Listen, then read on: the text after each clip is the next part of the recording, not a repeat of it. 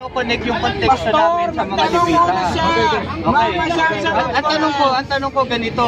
5 minutes na. Kaninong konteksto ba namin kinuha yung pag-iika po? Sa Levita o kay Melchizedek? Sa Old Testament, dahil sa Old Testament, si Melchizedek ay sa Old Testament. Ayun, Natural sa Old Testament yung Kaya nga, kinuha. kanino nga? Kay Levita o si Melchizedek? Sa Levita at kay Melchizedek dahil ginamit mo yan kanina. Hindi ako gumamit yan, ikaw. Ang sagot niya. Ang sagot niya. Oo, magka-connection naman yan. Yung sa panahong Kristiyano ba na pinabanggit ko kanina, sa simula ng tindi ko, kung malinaw ang tenga mo, kanino ko ba kinonteksto ang ika po? Kay Levita ba o kay Melchizedek? Okay. Ang Yan ang sagot ko. tanong. Sabi mo kanina, ginaya niya yan doon kay Melchizedek at ang pag-ika po ay sa Levita yan. Mandatory yan. Ayon sa Old Testament. Mandatory yan ha. Doon niya yung kinuha. Tapos, teka muna, idinideny mo na hindi mandatory pero doon kayo kumuha. Therefore, ikaw ang sinungaling, hindi ako. Yung sinasabi mo bang wait lang. Yung sinasabi mo bang kay Levita na mandatory, yun ba yung kinot ko para dun sa ikapu ng Kristiyano? Hindi mo nga kinot, pero ginamit mo ang example. Hindi na pala kinot, hindi Hindi mo mandatory. kinot, pero ginamit mo ang example ang pag-iika po sa Old Testament. Masang galit. Hindi ako galit dahil ako ay mamamalat na. Hindi ako galit, Pastor. Hindi. Saan ka nakakita ang galit na nakangiti? Sabi mo, Hindi ako galit, Pastor. Maingay kayo.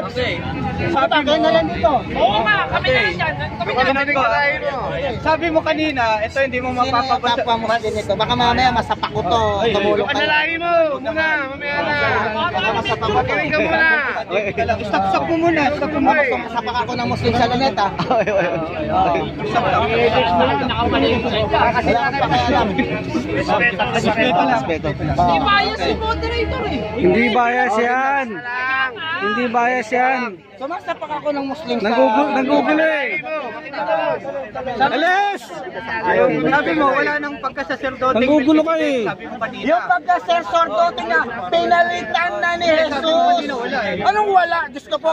Nawala na nga si Melchizedek dahil kinuha na ng Diyos. Di ba? Ang pumalit ay si Jesus. Nawala na nga yung pagkasaserdote. Pero ang pagiging sacerdote nila, magpakailanman. Okay. Hindi, ano ba talaga ang tanong mo kanina?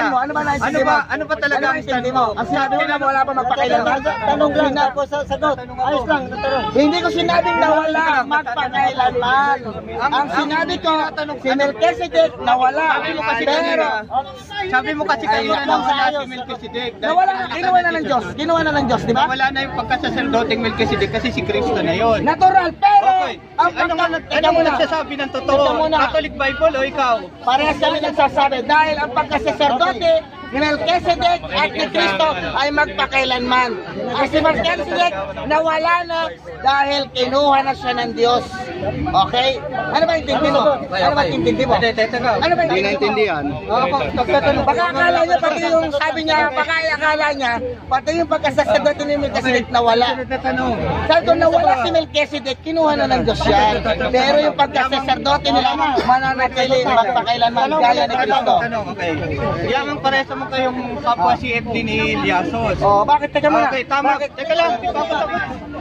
Oh, tama ba yung sinabi niya na makapal yung mukha na yung nagano ng Parang nawala na tayo ayaw sa tumulong topic. ng 50. Opinion lang niya.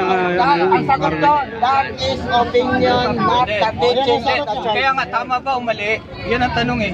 Tama ba o mali? Pag sinabi kong mali, magkakaroon ka ng... topic? Sa opinion, walang tama, walang mali. Sabi mo, kinakapya Opinion ko. nga eh. Ang sagot, kaya nga tinanong kita, opinion ba yun? O hindi? Hindi mo nga ako masagot eh. Kung opinion, kung sagutin mo kung opinion yun, sasabihin ko tama o mali. Hindi, tama ba yung sinabi na yung... Sagutin mo mamaya na tatanong ko sa iyo yan. Para pupunta eh. Tama o mali. Ayaw sumagot Dapat si Marvel Kaya nga debate nito kanina eh. sinasasagot kita ng categorical, ayaw mong sumagot eh. Ayan ang sagot mo. Sige. Mamaya sasagot kita, tatanong ka ng categorical. Correct ka na.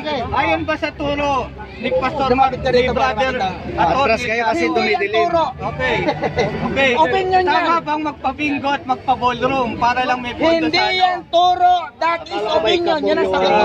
Ikaw po ang topic ha. Hindi yan turo. Ikaw po talit natin ha. Ayos sa turo. Dapat ang itatanong related sa ikaw po. Baka sa repulsa yan. Oo. Ikaw po, hindi about kay Atty. Marwin. Kaya out of context si Pastor. Mamaya maliligo na. Dahil wala kang kasama. Okay, iba yung topic. Iba na eh. Sumisigway na.